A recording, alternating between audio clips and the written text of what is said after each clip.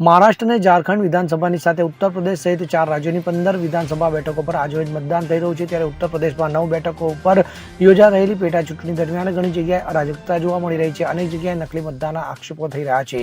તો આ દરમિયાન મીરાપુર સીટ પર મતદારોએ પોલીસકર્મીઓ પર પથ્થરમારો કર્યો હતો. તો સમાજવાદી પાર્ટીના વડા અખિલેશ યાદવે મતદારોને એલર્ટ કર્યા છે. તેમણે દરેકને મતદાન કરવા અને સાવચેત રહેવા જણાવ્યું હતું. તો આ દરમિયાન મુઝફ્ફરનગરની મીરપુર સીટ પર યોજાઈ રહેલી પેટા ચૂંટણી દરમિયાન હોબાળો મચી જવા પામ્યો હતો. જોકે પોલીસે સમગ્ર સ્થિતિને કાબૂમાં લીધી હતી ને મતદાન કરાવ્યું હતું.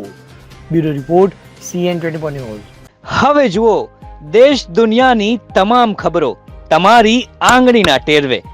ઉઠાવો મોબાઈલ અને Google Play Store પરથી ડાઉનલોડ કરો અમારી CN24 ન્યૂઝ મોબાઈલ એપ.